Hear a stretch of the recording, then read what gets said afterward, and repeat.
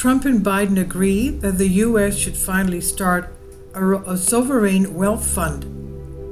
Bipartisanship in the United States is unusual, especially during election time, so it is noteworthy that Democrats and Republican leaders both appear to want to establish a sovereign wealth fund to help the United States pay for stuff. Top aides to President Joe Biden, including National Security Advisor Jake Sullivan and his deputy Dalip Singh, have been quietly developing plans for a sovereign wealth fund over the past several months, Bloomberg reports. The details, including the structure, funding, and investment strategy, remain unclear, but planning documents are making the rounds through the White House, and Biden hopes to make it happen before he leaves office. News of Biden's effort came not long after former President Donald Trump called for a similar state-owned investment fund to finance great national endeavors, quote-unquote, during a campaign stop at the Economic Club of New York last week. Sovereign wealth funds are an old idea that many other countries, particularly ones that generate vast wealth from their natural resources like Saudi Arabia or Norway, have long used to pay for big things. Countries park their cash reserves in the state-owned fund so it can grow.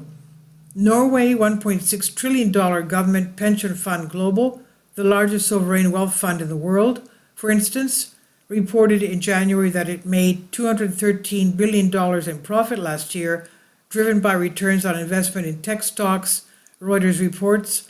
The Norges Bank Investment Management, the branch of Norway's central bank that oversees the fund, said the fund is supported by investment returns on equities, fixed income, real estate, renewable energy infrastructure, and revenue from oil and gas production. Saudi Arabia's Public Investment Fund, which manages about $925 billion in assets, reported a $36.8 billion profit for 2023, according to Reuters. The PIF says it's funded through 4 avenues: capital injection from the government assets transferred to PIF, loans and debt instruments, and retained earnings from investments. That money is being used to invest in everything from Uber and Blackstone to Heathrow and LIV Golf. It's also used to finance Vision 2030, a huge initiative to transform the country's economy and reduce its reliance on oil. It's unclear how an American fund would be well funded or how it would operate, but people familiar with the Biden administration's plans told Bloomberg that if the United States launched a fund, it could invest in national security interests like technology, energy, and supply chain initiatives. This is not the first time Washington has toyed with the idea of a sovereign wealth fund. Last March, a group of bipartisan lawmakers led by Senator Angus King and Senator Bill Cassidy began discussing the sovereign wealth fund to pay for Social Security. At the time, Senator Mitt Romney, who attended the talks, said the fund would allow the United States to be able to borrow at low interest rates and invest in the growth of our economy and perhaps economies of other nations as well. The number of potential uses for the fund, if again it can ever be funded, is nearly unlimited, which excites lawmakers. The White House's interest in the sovereign wealth fund stems partly from its desire to compete with China, which has multiple state-owned funds itself.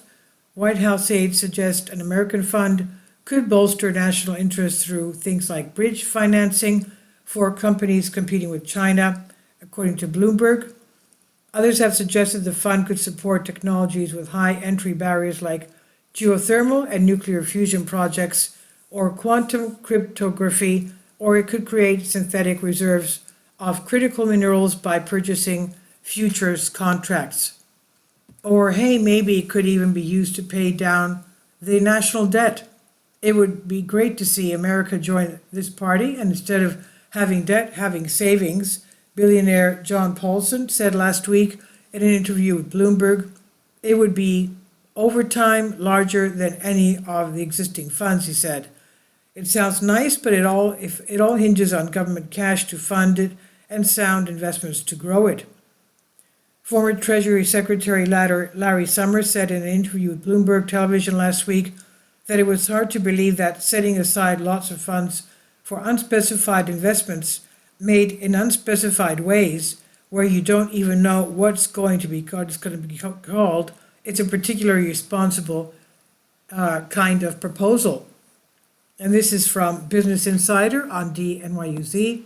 Please leave your comments and thank you for your support. Finally, support my Patreon account. The daily posts are 5 videos daily, and they are totally different from what I have on my YouTube channel. Thank you so much for your support and that you find all my content so interesting. You'll find the Patreon account details in the description box below.